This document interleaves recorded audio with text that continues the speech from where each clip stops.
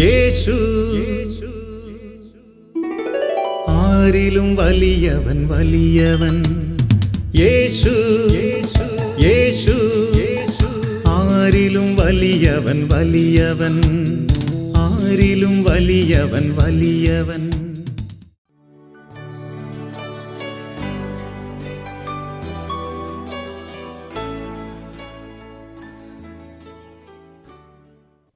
Price the Lord.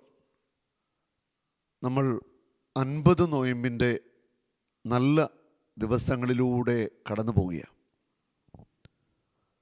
ഓരോ നോമ്പുകളും നമ്മുടെ ജീവിതത്തെ മാറ്റുവാനും തിരുത്തുവാനുമുള്ള സമയങ്ങളാണ്. നോമ്പിലൂടെ ദൈവം ആഗ്രഹിക്കുന്നത് നമ്മുടെ ഓരോരുത്തരുടെയും വ്യക്തിപരമായ ഒരു വിശുദ്ധീകരണമാണ്. നോമ്പുകളിലൂടെ നമ്മൾ വിശുദ്ധീകരിക്കപ്പെട്ട് ദൈവ സാദൃശ്യത്തിലേക്ക് ആത്മാവിലുള്ള വിശുദ്ധീകരണത്തിലൂടെ കർത്താവിലേക്കുള്ള സാദൃശ്യത്തിൽ വളരണമെന്നാണ് ദൈവത്തിൻ്റെ ആഗ്രഹം. അത് നോമ്പുകൾക്ക് നമ്മുടെ ജീവിതത്തിൽ വലിയ പ്രാധാന്യമുണ്ട്. പ്രത്യേകിച്ച് 50 നോയമ്പിൻ്റെ ദിവസങ്ങളെന്ന് പറയുമ്പോൾ യേശുവിൻ്റെ രക്ഷാനുഭവത്തിൻ്റെ പീഡാനുഭവത്തിൻ്റെ നാളുകളാണ് നമ്മൾ ധ്യാനിച്ച് കടന്നു പോകുന്നത്. വിശുദ്ധ ബൈബിളിൽ മത്തായി സുവിശേഷത്തിൽ 4-ാം അധ്യായത്തിൽ യേശുവിൻ്റെ ഉപവാസത്തെക്കുറിച്ചും മരുഭൂമിയിൽ അവിടുന്ന് അനുഭവിച്ച പരീക്ഷണങ്ങളെക്കുറിച്ചുമൊക്കെ നമ്മൾ വായിക്കുന്നുണ്ട്. അനന്തരം പിശാചിനാൽ പരീക്ഷിക്കപ്പെടുന്നതിന് യേശുവിനെ ആത്മാവ് മരുഭൂമിയിലേക്ക് നയിച്ചു. ജോർദാൻ നദിയിൽ സ്നാനമേറ്റ യേശു പരിശുദ്ധാത്മാവിൻ്റെ നിറവോടുകൂടി ആയിരുന്നു. യേശുവിനെ ദൈവത്തിൻ്റെ ആത്മാവ് മരുഭൂമിയിലേക്ക് നയിക്കുകയാണ്. മരുഭൂമിയിലേക്കുള്ള യാത്ര, മരുഭൂമിയിൽ 40 രാവും 40 പകലും യേശു ഉപവാസത്തിലും പ്രാർത്ഥനയിലും തന്നെയായിരുന്നു. അപ്പോൾ അവന് വിശന്നു. പ്രലോഭകൻ അവനെ സമീപിച്ചു പറഞ്ഞു, നീ ദൈവത്തിനാണെങ്കിൽ ഈ കല്ലുകൾ അപ്പമാകാൻ പറയുക. അവൻ പ്രതിവചിച്ചു, മനുഷ്യൻ അപ്പം കൊണ്ട് മാത്രമല്ല ദൈവത്തിൻ്റെ നാവിൽ നിന്ന് പുറപ്പെടുന്ന ഓരോ വാക്കുകൊണ്ടുമാണ് ജീവിക്കുന്നത്. ഇവിടെ പ്രലോഭകൻ എന്ന് പറയുന്നത് പിശാച. ഉപവാസത്തിൻ്റെയും പ്രാർത്ഥനയുടെയും ദിവസങ്ങളിലൂടെ യേശു കടന്നു പോകുക. അവിടുന്ന് ആഹാരം കഴിച്ചില്ല, ആഹാരം വേണ്ടെന്ന് വെച്ചു. പ്രലോഭകൻ യേശുവിൻ്റെ അടുക്കൽ വരികയാ. യേശുവിന് വിശന്നപ്പോൾ ഈ കല്ലുകൾ അപ്പമാകാൻ കൽപ്പിക്കുക. അപ്പോൾ യേശു കൊടുക്കുന്ന ഉത്തരം ഇതാണ്, മനുഷ്യൻ അപ്പം കൊണ്ട് മാത്രമല്ല ദൈവത്തിൻ്റെ വായിൽ നിന്ന് പുറപ്പെടുന്ന വാക്ക്, വചനം കൊണ്ടുമാണ് ജീവിക്കുന്നത്. നമ്മുടെയൊക്കെ ജീവിതത്തിൽ സാത്താൻ പലവിധത്തിലുള്ള പ്രലോഭനങ്ങൾ തരുന്നുണ്ട്. പ്രത്യേകിച്ച് കണ്ണുകൾക്ക് ഇമ്പമുള്ളത് കാണുവാനുള്ള പ്രലോഭനങ്ങൾ,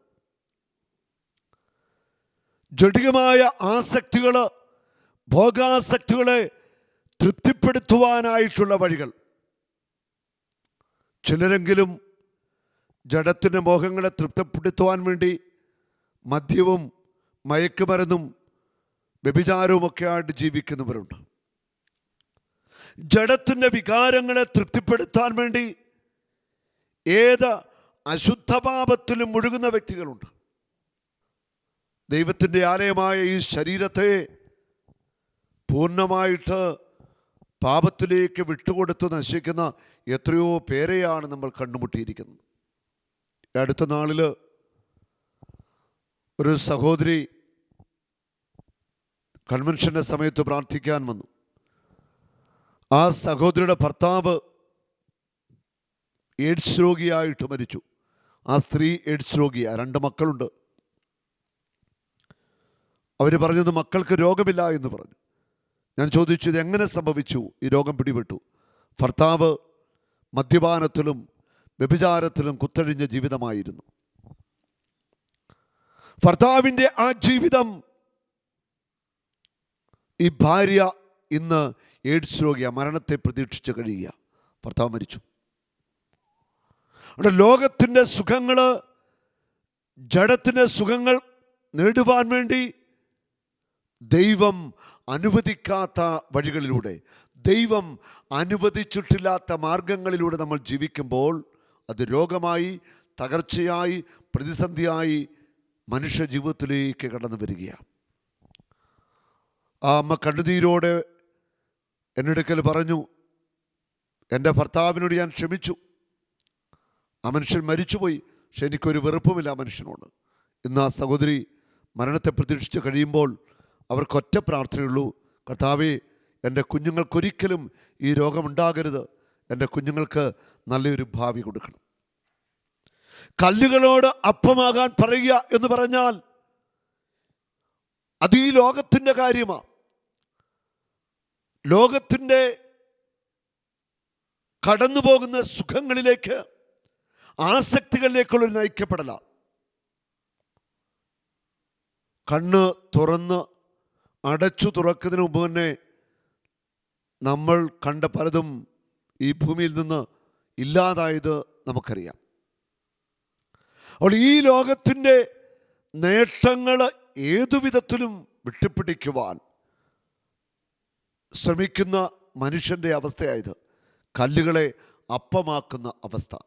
അവിടെ യേശു നൽകുന്ന ശക്തമായൊരു മുന്നറിയിപ്പ് ഇതാണ്: മനുഷ്യൻ അപ്പം കൊണ്ടല്ല ജീവിക്കുന്നത്, ദൈവത്തിൻ്റെ വചനത്താലാണ് ജീവിക്കുന്നത്. ദൈവത്തിൻ്റെ വചനം സ്വീകരിക്കുവാൻ, വചനമനുസരിച്ച് മുന്നേറുവാൻ, വചനത്തിൽ ഉറപ്പിച്ച ഒരു ജീവിതം നയിക്കുവാനൊക്കെ നമുക്ക് കഴിയേണ്ടിയിരിക്കുന്നു. ഈ നോയമ്പിൻ്റെ നാളുകളിൽ കർത്താവ് നമ്മളോട് ആവശ്യപ്പെടുന്ന അതാ, നീ വചനമനുസരിച്ചുള്ള ഒരു ജീവിതത്തിലേക്ക് കടന്നു വരണം. യേശു 40 രാവും 40 പകലും ഉപവസിച്ചു. സാത്താനെ കർത്താവ് പരാജയപ്പെടുത്തിയെന്ന് നമ്മൾ വചനത്തിൽ മനസ്സിലാക്കുന്നുണ്ട്. യെശയ്യാ പ്രവാചകന്റെ പുസ്തകത്തിൽ 58-ാം അധ്യായം 6-ാമത്തെ വചനം, ദുഷ്ടതയുടെ കെട്ടുകൾ പൊട്ടിക്കുകയും നുകത്തിൻ്റെ കയറുകൾ അഴിക്കുകയും മർദ്ദിതരെ സ്വതന്ത്രരാക്കുകയും ചെയ്യുന്നതല്ലേ ഞാൻ ആഗ്രഹിക്കുന്ന ഉപവാസം. നമ്മൾ നോയമ്പിലൂടെ, ഉപവാസത്തിലൂടെ, പ്രാർത്ഥനകളിലൂടെ കടന്നു പോകുമ്പോൾ കർത്താവ് ആഗ്രഹിക്കുന്നത് ഇതാ: ദുഷ്ടതയുടെ കെട്ടുകൾ പൊട്ടുക, നമ്മുടെ മേലുള്ള നുകം, പിശാചിട്ട നുകങ്ങൾ തകർക്കപ്പെടുക, മർദ്ദിതരെ സ്വതന്ത്രരാക്കുക. ഇതാണ് കർത്താവ് ആഗ്രഹിക്കുന്നത്. നമ്മളുടെ ദുഷ്ടതയുടെ കെട്ടുകൾ പൊട്ടണം. 40 ദിവസത്തെ ഉപവാസം എന്ന് പറയുമ്പോൾ, അല്ലെ നോയമ്പ് എന്ന് പറയുമ്പോൾ, നമ്മളിലെ കെട്ടഴിയേണ്ടത് വ്യത്യസ്തമായ പാപത്തിൻ്റെ കെട്ടുകൾ, പാപത്തിൻ്റെ ദുശീലത്തിൻ്റെ കെട്ടുകൾ, വഞ്ചനകൾ എല്ലാം നമ്മുടെ ഉള്ളിൽ ഉണ്ട്. ഇതിൽ നിന്ന് നമുക്കൊരു മോചനം ആവശ്യമാണ്. കെട്ടുകൾ പൊട്ടുന്ന, നുകങ്ങൾ തകർക്കപ്പെടുന്ന ഒരു നോയമ്പിലൂടെയും പ്രാർത്ഥനയിലൂടെയും പരിത്യാഗത്തിൻ്റെയും ഉപവാസത്തിൻ്റെയും വഴികളിലൂടെ നമുക്ക് കടന്നു പോകണം. ഈ നോയമ്പ് കാലം എൻ്റെ ജീവിതത്തിന് വലിയൊരു മാറ്റമുണ്ടാവണം. ഈ നോയമ്പിൻ്റെ ദിവസങ്ങളിൽ നന്നായിട്ട് പ്രാർത്ഥിക്കാൻ സാധിക്കണം, ഉപവസിക്കാൻ സാധിക്കണം. ആവർത്തിച്ച് ചെയ്യുന്ന പാപത്തിൻ്റെ ദുശീലങ്ങൾ, അതിൽ നിന്ന് നമുക്ക് വിടുതൽ ആവശ്യമാണ്. അതിൽ നിന്ന് മോചനം കിട്ടുവാൻ തീഷ്ണമായിട്ട് നമുക്ക് പ്രാർത്ഥിക്കണം. യെശയ്യാ 58:7, വിശക്കുന്നവനുമായി ആഹാരം പങ്കുവയ്ക്കുകയും ഭവനരഹിതനെ വീട്ടിൽ സ്വീകരിക്കുകയും നഗ്നനെ ഉടുപ്പിക്കുകയും സ്വന്തക്കാരിൽ നിന്ന് ഒഴിഞ്ഞു മാറാതിരിക്കുകയും ചെയ്യുന്നതല്ലേ അത്. ഈ നോയമ്പിലൂടെയും പ്രാർത്ഥനയിലൂടെയും നമ്മൾ കടന്നു പോകുമ്പോൾ നമ്മൾ ചെയ്യേണ്ട പ്രധാനപ്പെട്ട കാര്യങ്ങളാണിത്. ആഹാരമില്ലാത്തവനുമായി ആഹാരം പങ്കുവയ്ക്കുക, വസ്ത്രമില്ലാത്തവർക്ക് വസ്ത്രം കൊടുക്കുക, പരദേശിയോട് കരുണ കാണിക്കുക, വിധവയോട് കരുണ കാണിക്കുക, സ്വന്തമായിട്ട് ഭവനമില്ലാത്തവർക്ക് വേണ്ടി പ്രാർത്ഥിക്കാം, ചെയ്യാൻ പറ്റുന്ന സഹായങ്ങൾ നമുക്ക് ചെയ്തു കൊടുക്കാം.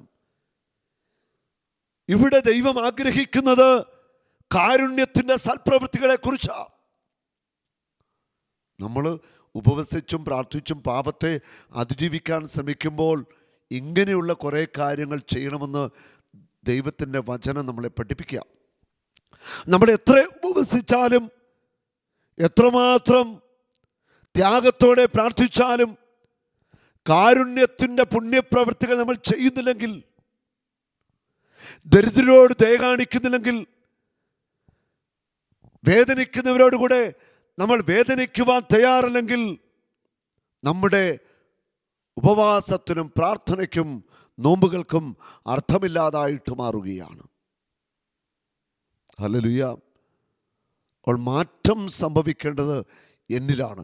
നമ്മൾ എല്ലാവരും തന്നെ മറ്റുള്ളവരെ മാറ്റുവാൻ ശ്രമിക്കുന്നവരാണ്. പക്ഷെ സ്വയം ഒരു മാറ്റമാണ് ആവശ്യമെന്ന് നമ്മൾ സ്വയമേ തിരിച്ചറിയണം. എനിക്കാണ് മാറ്റം ഉണ്ടാകേണ്ടത്, എന്നിലാണ് മാറ്റം സംഭവിക്കേണ്ടത്. നമ്മൾ മറ്റുള്ളവരെ മാറ്റാനായിട്ട് തീവ്രമായിട്ട് ആഗ്രഹിക്കുകയും പരിശ്രമിക്കുകയും ചെയ്യുമ്പോൾ സ്വയം നമ്മൾ എത്രമാത്രം മാറണം എന്നുള്ളത് നമുക്ക് ദൈവസന്നിധിയിൽ ഇരുന്ന് ചിന്തിക്കേണ്ടിയിരിക്കുന്നു. എനിക്ക് എന്താണ് മാറ്റം വരുത്തേണ്ടത്? എൻ്റെ സ്വഭാവത്തിൽ, എൻ്റെ ശീലങ്ങളിൽ, എൻ്റെ പ്രവൃത്തികളിൽ, എൻ്റെ വാക്കുകളിൽ ഒക്കെ ഞാൻ എന്ത് മാറ്റം വരുത്തണം? ഈ നല്ല ദിവസങ്ങളിൽ നമുക്ക് കർത്താവിൻ്റെ അടുക്കൽ നിന്ന് നന്നായിട്ട് പ്രാർത്ഥിക്കണം. കർത്താവേ, ഞാൻ എന്താണ് മാറ്റം വരുത്തേണ്ടത്? അതിൽ ഏറ്റവും പ്രധാനപ്പെട്ട ഒരു കാര്യമാണ് നമ്മുടെ ഹൃദയം കൊണ്ട് അകന്ന് ആയിരിക്കുന്ന വ്യക്തികളുണ്ട്. കുടുംബാംഗങ്ങൾ, സ്നേഹിതർ, അങ്ങനെ പലരുമുണ്ട്. ആ ഹൃദയത്തിൽ നിന്ന് ആരുമായിട്ട് അകന്നു പോയിട്ടുണ്ടോ അവരുമായിട്ട് നമ്മൾ ഒരു സ്നേഹത്തിലേക്ക് തിരിച്ചു വരേണ്ടിയിരിക്കുന്നു. നമ്മുടെ മനസ്സിൽ ആരോടൊക്കെ വെറുപ്പ് നമ്മൾ വെച്ചു പുലർത്തുന്നുണ്ടോ അവരോട് നമുക്ക് നിരുപാധികം ക്ഷമിക്കാൻ സാധിക്കേണ്ടിയിരിക്കുന്നു. മുറിഞ്ഞുപോയ ബന്ധങ്ങളെ കൂട്ടിച്ചേർക്കുക, ഇത് യേശു ഈ നോയമ്പിൻ്റെ ദിവസങ്ങളിൽ ഒത്തിരിയേറെ ആഗ്രഹിക്കുന്ന കാര്യമാണ്. അറ്റുപോയ സ്നേഹബന്ധത്തിൻ്റെ കണ്ണുകൾ നമുക്ക് കൂട്ടിച്ചേർക്കാം.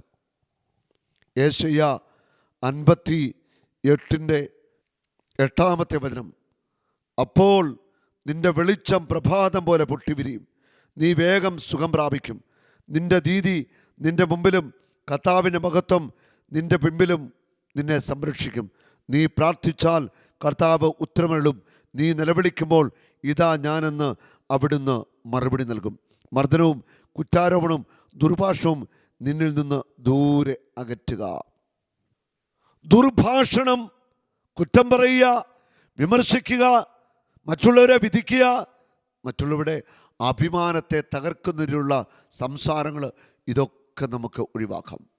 നമ്മളെ വേദനിപ്പിച്ചവരോട് നമുക്ക് ക്ഷമിച്ച് ഒന്ന് മാപ്പ് കൊടുക്കുവാൻ, ഹൃദയത്തിൽ ഐക്യപ്പെടുവാൻ നമുക്ക് ആത്മാർത്ഥമായിട്ട് പരിശ്രമിക്കാം.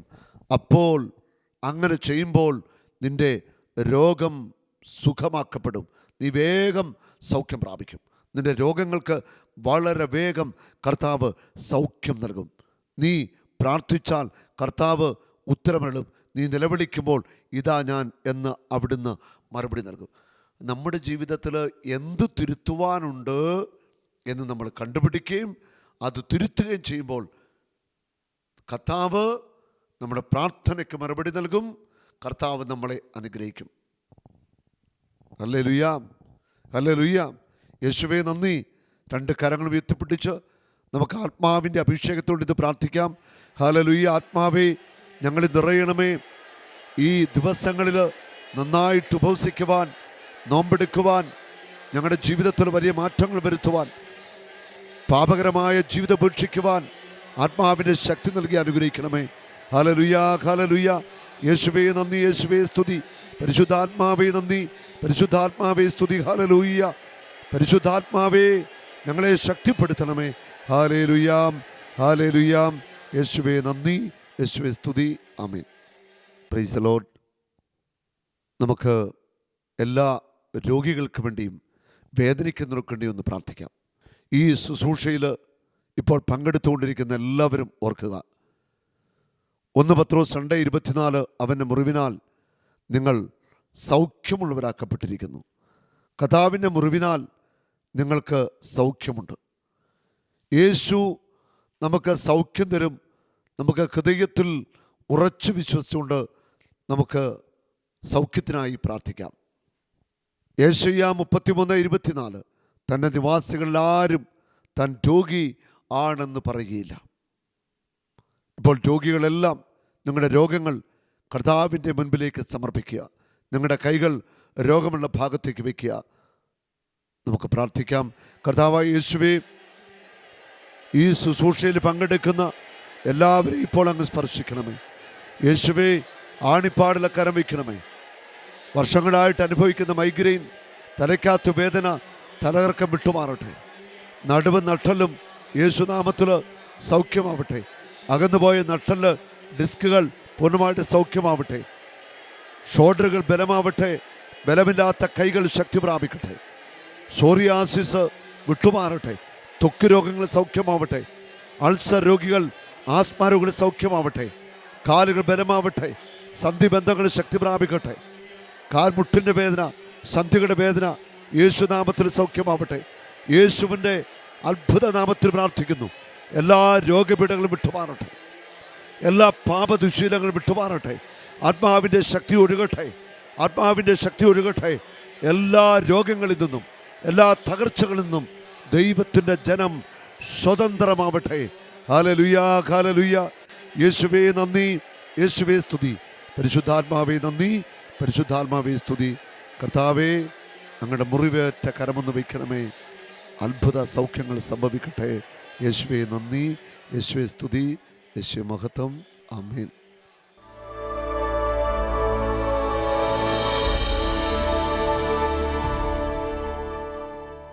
എൻ്റെ പേര് സോണി. ഞാൻ ഫോർട്ട് കൊച്ചി കത്തീഡ്രൽ ബസിക്കയിൽ നിന്ന് വരുന്നു. എൻ്റെ കാൽമുട്ടിന് കഴിഞ്ഞ 31-ാം തീയതി എൻ്റെ കാൽമുട്ട് തെറ്റിയിട്ട് 3 ആഴ്ച കിടപ്പിലായിരുന്നു. ബ്ലഡും ക്ലോട്ട് ചെയ്തു. അത് കഴിഞ്ഞ് 3 ആഴ്ചത്തെ റെസ്റ്റ് കഴിഞ്ഞിട്ട് കഴിഞ്ഞ തിങ്കളാഴ്ച ഹോസ്പിറ്റലിൽ പോയപ്പോൾ സർജറി വേണമെന്നാണ് പറഞ്ഞത്. ലിഗമെൻറ്റ് പൊട്ടിപ്പോയിട്ടുണ്ടെന്ന് പറഞ്ഞു. അപ്പോൾ ഇവിടെ ഈ വെള്ളിയാഴ്ചയാണ് ഞാൻ ഈ ധ്യാനത്തിൽ വന്നത്. ധ്യാനത്തിന് വന്നപ്പോൾ ഇവിടെ സാബു ബ്രദർ സ്റ്റേജിൽ വിളിച്ചു പറഞ്ഞു, കാലിന് സുഖമില്ലാത്തവരും അതുപോലെ തന്നെ നടുവിന് വയ്യാത്തവരും 30 ദിവസം താഴെയുള്ളവർ എണീറ്റ് വരണം, യേശു സൗഖ്യപ്പെടുന്നുണ്ടെന്ന് പറഞ്ഞു. ഞാൻ ആദ്യം മടിഞ്ഞിരുന്നു, പിന്നീട് എണീറ്റ് വന്നു ഞാൻ. അപ്പോൾ എനിക്ക് പിടിച്ച് നടക്കാൻ പറ്റില്ലായിരുന്നു. ആരുടെയെങ്കിലും സഹായത്തോടെ മാത്രമേ നടക്കാൻ പറ്റത്തുള്ളൂ. പിന്നെ എൻ്റെ കാല് മുട്ട് വളയൊന്നും നടക്കുകയൊന്നും ചെയ്യില്ലായിരുന്നു. ഇവിടെ വന്നിട്ട് സ്റ്റേജിൽ വെച്ചിട്ട് ബ്രദറും എൻ്റെ കാൽമുട്ടിൽ പിടിച്ചിട്ട് 2 തട്ട് കെട്ടി. എന്നിട്ട് പ്രാർത്ഥിച്ച് അതിന് തൊട്ടതിന് ശേഷം കാലിൽ ബാൻഡേജ് ചുറ്റിയിട്ടുണ്ടായിരുന്നു. എപ്പോഴും ബാൻഡേജൊക്കെ ചുറ്റും ഊരി മാറ്റി, സ്റ്റേജിലെ കയറിയിൽ ഊരി മാറ്റി. ബ്രദറും ഇവിടെയുള്ള എല്ലാ ജനങ്ങളും കൂടി എനിക്ക് വേണ്ടി പ്രാർത്ഥിച്ച് ബ്രദർ തൊട്ടതിന് ശേഷം എൻ്റെ കാൽമുട്ട് മടങ്ങി. ഞാൻ ഇവിടുത്തെ സ്റ്റെപ്പ് കയറി ഇറങ്ങി ഓടി. എനിക്കിപ്പോൾ കാൽമുട്ട് മടക്കാൻ എനിക്കൊരു വേദനയില്ല, ഒന്നുമില്ല. സർജറിയുടെ ആവശ്യമൊന്നുമില്ല. എനിക്ക് ഇപ്പോൾ പഴയതുപോലെ നടക്കാം. അങ്ങനെ ഒറ്റയ്ക്കൊന്നും പോകാൻ പറ്റില്ലായിരുന്നു. ഇന്നലെ എറണാകുളം വരെ പോയി ഒറ്റയ്ക്ക് പോയി വന്നു. ഒരു കുഴപ്പം ഉണ്ടായില്ല. മുട്ട് വളയുകയും ഒരു വിഷമോ വേദനയോ ഒന്നുമില്ല. ദൈവത്തിൻ്റെ അനുഗ്രഹം, ദൈവം ഭയങ്കരമായിട്ട് അനുഗ്രഹം എൻ്റെ മോക്ക് കൊടുത്തിട്ടുണ്ട്. അടുത്ത മാസം മുതൽ ജോലിക്ക് കയറേണ്ട ഡൽഹിയിൽ. ഇതൊക്കെ സാധിച്ചു. ദൈവത്തിന് നന്ദി. മോൻ്റെ പേരെന്താ? ജയേഷ്. ഇന്നലെ വന്നിട്ട് എന്നോട് പറഞ്ഞു, ഏത് കാൽമുട്ടായിരുന്നു? വലത് കാൽമുട്ട് 10 വർഷമായിട്ടല്ലേ, 10 വർഷമായിട്ട് തെന്നിപ്പോകുന്ന കാൽമുട്ടാണ്. ഞാൻ ഇവനെ തൊടുകയോ പ്രാർത്ഥിക്കുകയോ ഒന്നും അന്നേരം ചെയ്തില്ല. ഞാൻ ഇങ്ങനെ പറഞ്ഞു, യേശുവിൻ്റെ നാമത്തിൽ ഈ കാൽമുട്ട് സൗഖ്യമായി, ഇനി ഊരിപ്പോകത്തില്ല എന്ന് യേശുവിൻ്റെ നാമത്തിൽ അധികാരത്തിൽ അങ്ങ് പറഞ്ഞു. തൽക്ഷണം, ശരിയല്ലേ, ഞാൻ ഇമാനെ സ്പർശിച്ചു പോലില്ല, തൽക്ഷണം കർത്താവ് ഈ കാൽമുട്ട് ഹീൽ ചെയ്തു. ആ സാക്ഷി ഒന്ന് പറയാം. 10 വർഷമായിട്ട് എൻ്റെ വലത്തെ കല്ലച്ചിരട്ട തെന്നിപ്പോവായിരുന്നു. അതിന് 10 വർഷം തന്നെ പറഞ്ഞതാണ് ഓപ്പറേഷൻ വേണമെന്ന്. ഒരു പ്രാവശ്യം ബ്ലഡ് കോട്ടാകുകയും അത് കുത്തിയെടുക്കുകയൊക്കെ ചെയ്തതാണ്. ഇടയ്ക്കിടയ്ക്ക് തെന്നിപ്പോവായിരുന്നു. എനിക്ക് നടക്കാനും ജോലി ചെയ്യാൻ നിർത്ത് പോലെ ഒരു പേടിയായിരുന്നു. എപ്പോഴെങ്കിലും തെന്നിപ്പോവുകയും ഇടയ്ക്കിടയ്ക്ക് പോകുമായിരുന്നു. തെന്നാൻ നിർത്ത് നല്ല വേദനയായിരുന്നു. ഇന്നലെ ഞങ്ങൾ ബ്ലെസ്സിങ് വാങ്ങിച്ചിട്ട് പോയതാണ്. പിന്നെയും വൈഫ് പറഞ്ഞ് കാൽമുട്ടിൻ്റെ കാര്യം പറയാൻ പറഞ്ഞു. അങ്ങനെ കാൽമുട്ടിൻ്റെ കാര്യം പറഞ്ഞ് ബ്രദർ, ഞാൻ സാധാരണ നിൽക്കണത് ഇടവേ കാലിൽ വെയിറ്റ് കൊടുത്തിട്ടായിരുന്നു. ഇന്ന് ഞാൻ കുർബാനക്ക് നിന്നാണ് കൂടിയത് ഫുള്ളും. ഞാൻ ഫുൾ ഇതും കൊടുത്തത് എൻ്റെ വലത്തെ കാലിനാണ് കൊടുത്ത് നിന്ന് വെച്ചത്. ഇന്നലെ അനുഭവം ഉണ്ടായതെന്ന് വെച്ചാൽ, ഇന്നലെ ഉണ്ടായ അനുഭവം, അതിനുശേഷം ഞാൻ കാലുകൾ കറക്കുകയും ചാടുകയും ഓടുകയൊക്കെ ചെയ്തു. എന്നിട്ടും ഞാൻ വീട്ടിൽ ചെന്നിട്ടും ഇത് തന്നെ തെന്നിപ്പോണ ഓരോ ആംഗിളിലും ഞാൻ ചെയ്തു നോക്കി, എന്നിട്ടും എൻ്റെ ചിരട്ട തെന്നിയില്ല. Price the Lord. കണ്ടോ, ഈ മകൻ്റെ വലത് കാൽമുട്ട് 10 വർഷമായിട്ട് തെന്നിപ്പോകുന്ന കാൽമുട്ടായിരുന്നു. ഇന്നലെ യേശുവിൻ്റെ നാമത്തിൽ പ്രാർത്ഥിച്ചു, പറഞ്ഞതേ ഉള്ളൂ, ദേഹത്ത് പോലും തൊട്ടില്ല. അന്നേരം ഈശോ ചെയ്തു. ആ കാലിന് മടക്കി കുടഞ്ഞ് കാണിച്ച മോനെ. ആ എന്നാൽ മുട്ടൊക്കെ തിരിച്ചു കാണിച്ച് അങ്ങോട്ടും ഇങ്ങോട്ടൊക്കെ. ഹല്ലേലൂയ. ഓപ്പറേഷൻ പറഞ്ഞിരുന്ന കാൽമുട്ടാണ്. യേശു ഇന്നലെ ഒറ്റ നിമിഷം കൊണ്ട് ഹീൽ ചെയ്തു. നമ്മുടെ കർത്താവ് വലിയവനാണ്. കരമെഴുത്തി പിടിച്ചെന്ന് പറഞ്ഞേ, ഒച്ചത്ത് പറഞ്ഞ് നമ്മുടെ കർത്താവ് വലിയവനാണ്. നമ്മുടെ കർത്താവ് അത്ഭുതങ്ങളുടെ ദൈവമാണ്. ഹല്ലേലൂയ. വീട്ടിൽ ചെന്നിട്ട് പിന്നെ എന്താ കാലുകൊണ്ട് ചെയ്ത് നോക്കിയത് ഒന്ന് പറയാമോ? വീട്ടിൽ ചെന്നിട്ട് ഞാൻ സാധാരണ നടക്കാൻ നേരത്തൊക്കെ തെന്നണ പോലെ ഞാൻ ഓരോ ആംഗിളിലും തിരിച്ചും മറിച്ചൊക്കെ നോക്കി മടക്കിയൊക്കെ നോക്കിയിട്ടും പോയില്ല. ഹല്ലേലൂയ. Price the Lord. യേശുവിന് നന്ദി. കർത്താവിന് എത്ര നന്ദി പറഞ്ഞാലും മതിയാവത്തില്ല. ഇതെല്ലാം ഈശോയുടെ പ്രവൃത്തികളാണ്. മോനെ സന്തോഷമായില്ലേ? വൈഫും കൊച്ചുമൊക്കെ എല്ലാവരും ഇവിടെ ഉണ്ടല്ലേ? കേട്ടോ. എൻ്റെ പേര് ചിത്ര. എൻ്റെ വീട് നസ്രത്താണ്. 2 വർഷമായി എൻ്റെ ഈ ഇടത് ചെവിക്ക് എല്ലിന് തേയ്മാനമാണ്. അപ്പോൾ പഴുപ്പ് വന്നുകൊണ്ടിരിക്കും. ചെവിക്ക് കേൾവിക്കുറവുണ്ടായിരുന്നു. ഞാൻ ബ്രദർ വിളിച്ച് പറഞ്ഞിട്ടുണ്ടായി 2 പേർക്ക് ഇങ്ങനെ ചെവിക്ക് ഇയർ ബാലൻസിൻ്റെ ഇതിൽ സൗഖ്യം നൽകി. പക്ഷേ ഇന്നലെ എനിക്ക് ഭയങ്കരമായിട്ട് കൂടിയിട്ട് ഞാൻ ഡോക്ടറെ അടുത്ത് പോയിട്ടുണ്ടായി, തല കറങ്ങിയിട്ട്. അപ്പോൾ ഡോക്ടർ എന്നോട് പറഞ്ഞു, തൻ്റെ ചെവിക്കൊരു കുഴപ്പമില്ലല്ലോ എന്ന് പറഞ്ഞു. തലകറക്കം വന്നത് ലോ പ്രഷറിൻ്റെ ഇതിലായിരുന്നു. എന്നിട്ട് ഇന്നലെ ബ്രദർ എൻ്റെ തലയിൽ വെച്ച് പ്രാർത്ഥിക്കുകയും ചെയ്തു. യേശുവേ നന്ദി. പൂർണ്ണ സൗഖ്യമായി. ഇപ്പോൾ ചെവി, അല്ലെങ്കിൽ ഈ ചെവിക്ക് ഒരു ഞാൻ അടഞ്ഞിരിക്കും മൂളലുമായിരുന്നു. ഇപ്പം അതൊന്നുമില്ല. ഈ ചെവി പോലെ തന്നെയാണ് ഈ ചെവി. ചിത്ര ഇന്നലെ എൻ്റെ ഇടയ്ക്ക് പ്രാർത്ഥിക്കാൻ വന്നിരുന്നപ്പോൾ പറഞ്ഞ് ഇടതു ചെവിയിലെ അസ്ഥികൾ ദ്രവിക്കുക. അസ്ഥികൾ ദ്രവിച്ചു പോയിട്ട് ചെവിക്ക് കേൾവിയില്ല. ഞാനൊന്ന് തട്ടി ഒന്ന് പ്രാർത്ഥിച്ചു. അപ്പോൾ തന്നെ കേൾവി കിട്ടുകയും ചെയ്തു.